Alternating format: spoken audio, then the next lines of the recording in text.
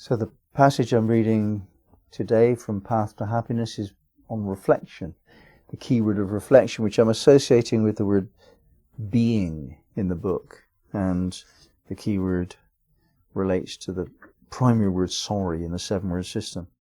As responsible adults, we will come to see upon reflection that much of what has disturbed the peace could have been better handled by us. To some extent we are at fault if we had the ability to respond to a situation better than we did. To make this right and correct the error, we need to make amends. Let us be very clear that this action is self-serving and therefore legitimate. It is not meant to be a way to ease guilt. Guilt is always wrong, so is blame. Whatever is done out of either of these two motivations will create a worse problem than what we are trying to address. This viewpoint is only controversial amongst the blameful and the guilty. One of the main distinguishing features of a truly spiritual person is that they have renounced these two horrors of existence, which are fear-based religious control devices. Both guilt and blame are to be ardently avoided no matter what social inconvenience arises as a result. We make amends in order to rectify our error in acting insensitively to another's needs. This says nothing about our worth as a person and does not relate to the question of morality at all. It is the normal behavior of a responsible person, clearing up after themselves. There is a good chance that we don't notice that we have acted insensitively. That's exactly what insensitivity means. Whenever we impose upon another, they always give off signals. Unfortunately, they tend to be subtle and ambiguous. A mature person is one willing to be responsible, therefore more sensitive. And this willingness inclines us towards learning how to read the signals. Reading can be quite an art. At one end of the spectrum, we can read into how North Korea is feeling vulnerable, unappreciated and judged by the international community. Their response is to send a signal in the form of a nuclear weapon program. At the other end, we no longer feel quite as warmly welcomed by a shopkeeper who dislikes our new nose ring because his own daughter happens to wear one, a gesture against his strict parenting. Signals take many forms, and how we respond to them makes a life-defining difference to who we are. Too often, there is escalation.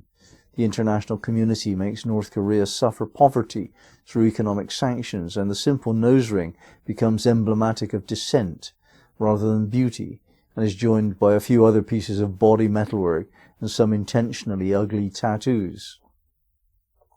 These responses are misinterpreted, of course, and escalation worsens, even beyond redemption. The necessary atmosphere which softens suspicion towards trust is created when genuine apology is met with real forgiveness. The doctrine, turn the other cheek, is not meant as an invitation to be treated as a doormat. It is meant as an empowering esoteric practice, the life practice of a highly involved individual. Such a person knows that we should serve our own interests, that altruism is false, and yet they are always kind and considerate. How can these two things be reconciled? Well, the explanation is that at this higher dimension of life, it is seen that the golden rule works. Whatever we do is eventually done back to us. If we want to be forgiven, then we must forgive first. The life practice of forgiveness frees us not only of blame, but also of guilt. Typically, these two imperfections of attitude are deeply embedded in our psyche and register as an emotional flinch.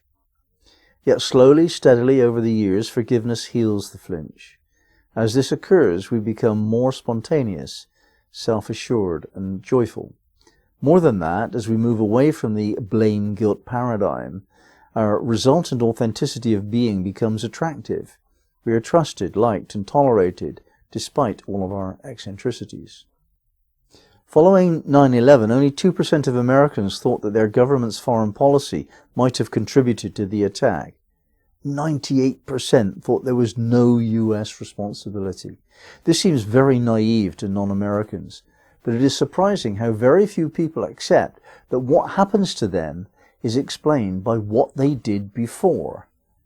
If the US was an enlightened person, not an imperial force, they would have responded very differently to the attacks. At a very advanced degree of realization, a person can use forgiveness to make things right. Instead of seeing forgiveness as a way to excuse someone's bad behavior, we can see it as an energy form, which radiates from a particular type of person, and whose effect is to soften resentment and anxiety in others. Generally, a peaceful person is forgiving. A forgiving person is peaceful. So we see that forgiveness promotes peace, is an aspect of peace, and in fact a precondition of peace. So basically, whether right or wrong, we need to look out for signals and take action to reassure and compensate. Do we have the responsibility to ensure that we are not misinterpreted? Well, an evolved person will think so, and, knowing that others could be less capable of sensitivity, do their very best to be non-provocative and properly understood. Also, they apologize easily when needed. Sorry I did it, it won't happen again, and here's a bunch of flowers. The bunch of flowers is important as physical evidence of sincerity, their value being both symbolic and intrinsic. Sometimes a gesture is enough, and sometimes there needs to be a value compensation. Whether the reparation is enough to rectify the issue can also be read within the signals received in response. If these are unconditionally relaxed and warm, then there is little doubt. Otherwise, there may be a need for discussion, a chance for the aggrieved party to vent their feelings, from which further understandings may arise. This venting could well test our patience and depth of humility.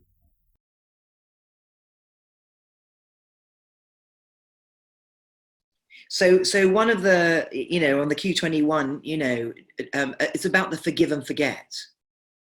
I'm often thinking about this, often working with relationship therapy and stuff, working with clients taking responsibility and all the rest of it. And forgive and forget, I know that you specifically chose those two words, forgive and forget. But I suppose I'm curious to hear more about that. Do you think that for the depth of sorry to unfold, forgetting is a necessary part of that? Or not? Because that's forgive and forget can be difficult, I think. Well, forgive and forget is an expression. It's partly literal, but partly an expression of just letting go of the resentment you used to feel. Forgiveness isn't really enough. If you forgive somebody but you remember that they did you harm, you're still attached to the problem. But there's some things that people do, and it takes a little bit of time to get over it, but not much. You think about how quickly a child lets go of their upsets and just forgets about it. Well, we really are to be like that if we're highly developed. If somebody's done something to you and you've forgiven them, it sooner or later becomes of no consequence and you just forget about it. It's just not in your mind. So basically, forgive and forget is an expression, but it's a meaningful expression. The words themselves do point to a condition of just letting go. That's the whole thing here. Let go of it. Just let it go. If one was working with somebody then who's trying to heal something where they have felt something like, maybe a very violent childhood or sexual abuse, that kind of stuff. I suppose trying to understand something and peel away that person's place in healing themselves in that, and my understanding is that they might not forgive, say, the other person. They might not find that. They probably won't forget. It might have been a very, very strong experience at a very young age. But when I'm thinking about this in terms of how one would use the system of sorry to liberate somebody, from the bruises of that, would the responsibility and the kind of remorse place be more about taking responsibility for the self-perceptions that one took on, how one related to oneself through that experience and subsequent relationship to self that developed out of that experience? And the responsibility and the remorse and the kind of release of it would be about taking responsibility for the way that you chose to relate to yourself in or after that or around that experience, and feeling the remorse of that, and that it probably would be a limited kind of relationship to self.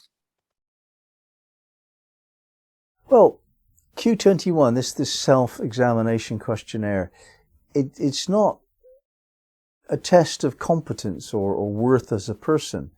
The examination is to find out what imperfections we have. And all of us have imperfections. If part of your imperfect nature is that you have the neurotic condition of blame or guilt, then that needs to be recognized. What you do with that is a subsequent exercise. But until you recognize that it is the case, that you still harbor some resentment, you harbor some bitterness, then you need to know that so that you can deal with it. You've raised a very important point, that some people suffering sexual abuse and so on, they're not likely to forgive, they're not likely to forget. And yet, I know people who have forgiven for sure, and they just don't bring it to mind. Effectively, they've forgotten it. And that's the healthiest state of being. Sexual abuse is enormously commonplace. It is almost the case that more than 50% of the female clients that I meet have had some measure of sexual abuse. Not necessarily extreme, but some measure. Almost guaranteed, more than 50%. Of a serious nature, I'm talking about. And of course, in a non-serious nature, all of us suffer this, even men. The percentage of men suffering sexual abuse is smaller, but it's not inconsequential. All of us have this to deal with. And it's just not appropriate to blame the offender. The offender offended because they were offended against initially. It's all passed down from generation to generation. So if you blame that person for doing it to you, you've probably also forgotten that you've done it to someone else in some way, and you've forgotten about that. And it might be all you did was you flirted with somebody. You promised them sexual pleasure, and then you just decided not to give it. Now, that is a form of sexual abuse, and so on. So be slow to judge other people. And that's the thing here. We're trying to measure whether we're wise enough to let go of this kind of stuff. There's no advantage in holding on to it. None. Not for ourselves. We don't get anything from blaming anyone else. It's never useful. Never.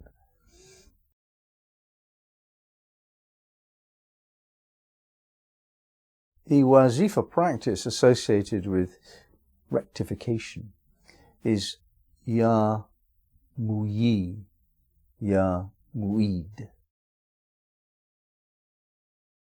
Muyi, first of all, Mu is a sense of embodiment and a deepening of an experience, and Muyi comes from the wazifa Hai, which means life force.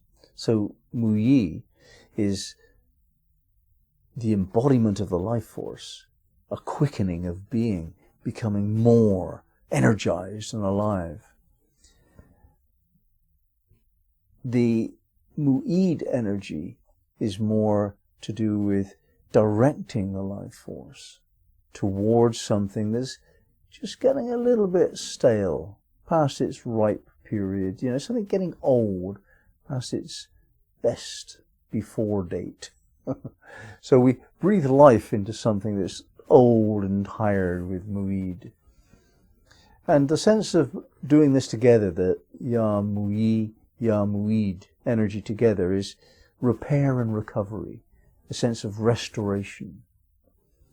And rectification has that purpose, to restore the balance, to get back on an even keel.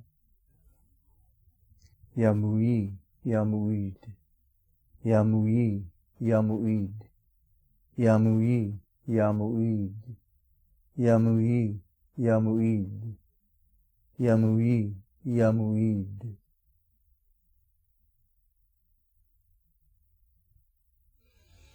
Amin.